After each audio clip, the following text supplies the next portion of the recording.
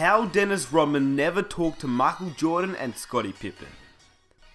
Now, as we all know, Dennis Rodman won 3 NBA titles with the Chicago Bulls, whilst playing alongside Michael Jordan and Scottie Pippen from 1995 till through 1998. But during an interview of In Depth with Graham Bensinger, Rodman talked about how he never spoke with MJ or Pippen during his time in the Chicago Bulls, outside of their interactions on the court. Why not speak to your teammates then? Well, I didn't think it was important. I thought it was important for me to go there and win. You know, it wasn't, I don't have to have a job to speak to people. So I don't, me and Scottie, we're cool. Me and Scottie, we're cool today. You know, we're a little older, we're a little wiser, but we're cool today. I mean, me and Scottie never had a conversation. Me and Scottie and Michael never had a conversation in 3 years in Chicago. Only time we had a conversation is on the court. That was it. And nobody believes that. Now, how is that even possible? Not one conversation in 3 years? Crazy, or is it?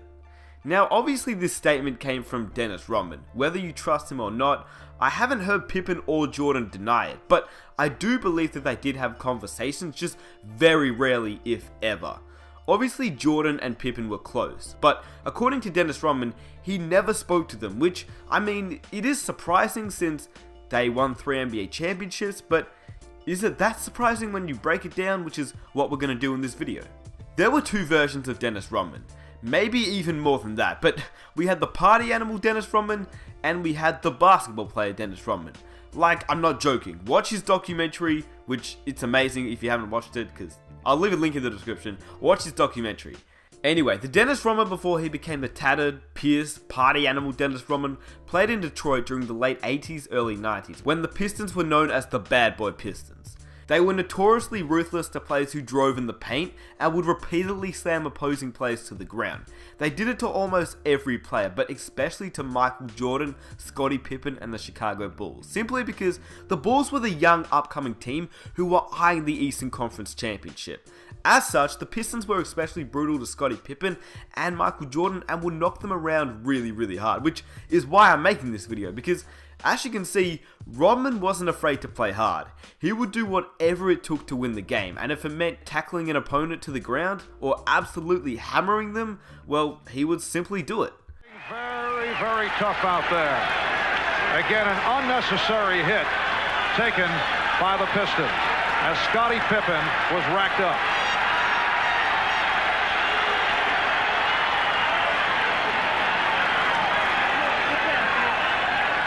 Again, I think that's what Phil is talking about. And that's what Michael Jordan's talking about. They just don't want to see that in our basketball game. He already had the guy beat to the basket. And then there was a real hard foul. A great backdoor play that the Bulls love to run. And they really let the guy have it. And then Rodman did pushing. The thing is, during the 1980s and the 90s, the game was a lot different to the way it's played now. Players literally hated each other back then, especially the Bad Boy Pistons, which in reality is why Isaiah Thomas never made it to the Dream Team, but that's for another video. Anyway, as we all know, Jordan, Pippen and their coach Phil Jackson were all about winning. That was the only thing they cared about, and in good reason. To give a very brief summary, Jordan and his Bulls won 3 NBA championships from 1991 to 1993, and then he retired. Now, whether Jordan retired because David Stern wanted him out of the league for his gambling controversy, or whether Jordan retired because he lost his desire to play basketball and the murder of his father made him want to play baseball, well, it's up for debate which one you choose, but nevertheless, he was out of the league and playing baseball. Then, in 1995, as we all know, he returned with his famous quote, "I'm back." He shocked the basketball world, and that year the Bulls lost in the Eastern Conference Finals to the Magic with Shaquille O'Neal.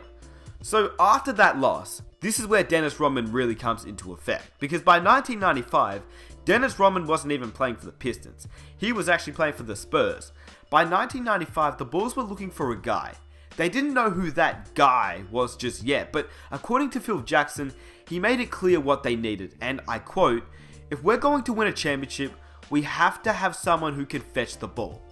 And after exploring every other opportunity, the Bulls management just kept coming to one player, Dennis Rodman. Now you have to remember at this point, Michael Jordan and Scottie Pippen didn't like Dennis Rodman. In fact, they hated pretty much, or not pretty much, they hated everyone that played on that bad boy Pistons team. The thing was, Dennis Rodman was literally the perfect guy for the Chicago Bulls. He was exactly what they wanted, and he hated playing in San Antonio, which he wanted out. The only thing was, the Bulls management said he'd be the perfect guy, but only if our players would accept him. Now, as I mentioned before previously, you have to understand that Jordan and the Bulls were almost definitely not a fan of Dennis Rodman, but Jordan was one of those guys who simply would do anything to win. Literally anything to win. He agreed to have Dennis Rodman on board. Then it was Scottie Pippen's turn, and I'll let Dennis Rodman discuss what happened here. Only thing I said to myself, I said, wow, damn, I went to Detroit now. We used to push Scottie Pippen and Michael Jordan around, and now I'm going to play for these guys. So, and I was just wondering how these guys going to take me. I'm over to Jerry Cross's house. Phil Jackson was there, Michael was there, Scottie was there. Phil Jackson got to the point, he said, Dennis, the first thing I want you to do is go over and apologize to Scottie Pippen. I'm like, what? So I went outside and we talked for 5 minutes and stuff like that. And Scottie said, it's okay, everything's fine, man, don't worry about it. So after Dennis Rodman and Scottie Pippen talked it over, Rodman would have to discuss his contract, and in typical Dennis Rodman fashion, he discussed it like a champ. Went back inside, Phil Jackson asked me, Dennis, would you like to be a Chicago Bull? I said, I don't give a damn if I'm here or not. That was my answer, and then Phil Jackson said, congratulations, Chicago Bull. Now, Dennis Rodman did what he did. He didn't care who he played with, he didn't care who he played for, as long as he knew what he was doing on the court, and the team just left him alone off the court. And that's exactly what the Chicago Bulls did.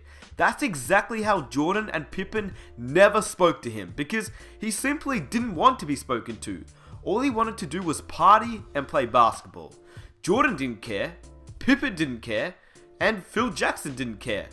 Now, the reason why they didn't care was because Dennis Rodman just did his thing on the court. Dennis Rodman, while not disrupting the offense, did what he was asked to do. Rebound on both ends of the court, play furious in your jersey defense, and take care of the dirty work, if you will. Now, Dennis Rodman, he would get 3 points, 20 rebounds, couple steals, a couple blocks.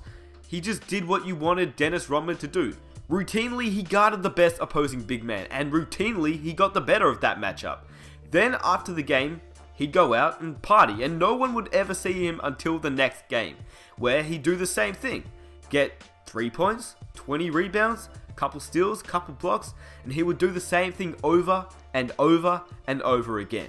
The Bulls went 72-10 one season, and they won 3 championships in a row, and Rodman never spoke to anyone off the court.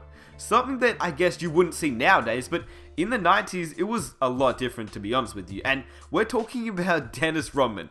He was crazy in a brilliant way. Lastly, I'm going to end it with a quote from Steve Kerr. For 3 years, our team really dealt with it well, Kerr said. Michael had this sort of quiet respect for Dennis. They rarely communicated, but Michael respected Dennis for the way he competed and rebounded. He knew how important he was to the team and left Dennis to do his own. Michael Jordan and Scottie Pippen were ready to do whatever it took to win. They hated Dennis Rodman, absolutely hated Dennis Rodman before he came to Chicago, and fair enough. But once he was in Chicago, playing for them, it was all respect. And it didn't matter if they spoke. It didn't matter if they liked each other. It was all about winning. So it's not hard to see how they didn't talk when you break it down, because when you actually think about it, Jordan knew that without Dennis Rodman, he would not have 6 rings. I can almost guarantee you that. Just think about it. The amount of times that Dennis Rodman would get into Karl Malone's head in the NBA Finals, the amount of time Dennis would sacrifice his body to win a game is something that, well, you don't see very often, if at all. And, I mean, when you think about it, the Utah Jazz and the Chicago Bulls, they had some very, very close matchups. Jordan would hit a clutch shot, but without Rodman on that team, you wouldn't have a close matchup, because Rodman was really that guy you wanted on your team. He would do the dirty work, and he was the best fit that the Chicago Bulls could have ever had. I personally wish that we could see more of this. You don't have to like each other off the court, but once you're on the court, you best believe that the other player has your back, just like Rodman did for Pippen and Jordan, and vice versa. They didn't have to talk off the court because they weren't friends, but on the court it was different. They would die for each other. They were teammates, and in Rodman's own words, they were the best teammates ever. They let him party as long as he played the way that they needed him to. And I hope you guys enjoyed the video. I just thought it'd be a pretty interesting video to make for those that didn't know about Dennis Rodman and what he sacrificed to play basketball. He didn't really talk to Michael Jordan or Scottie Pippen, but hey, it didn't matter. They won championships, and that's all that matters now. He does things that are totally different than a lot of people, but when he steps on that basketball court, he gives 110%. This is a new experience for Scottie and myself, and for Phil, and for other guys who have been on that championship team and faced it, Dennis and James Edwards. But we put that aside for a common goal, which is to win a championship. And I'm gonna cheer them on as if they're my teammates, but yet I do that knowing that I've got a lot of scratches from those years. If you enjoyed this video, please subscribe for more videos just like this, and comment some of your own ideas that you'd like to see, because, well, it can be to do with Dennis Rodman, it can be to do with the current NBA, it can be to do with anything NBA related, and I'll do it for you guys. But there is so much that you can talk about with Dennis Rodman, because he was a crazy man, like crazy to say the least. And yeah, if you guys want to leave a like on this video, that would be absolutely amazing. Let's see if we can reach 4,000 likes for the next video, and I'll catch you in my next one. Peace! Sorry for everything that I've done, but when I call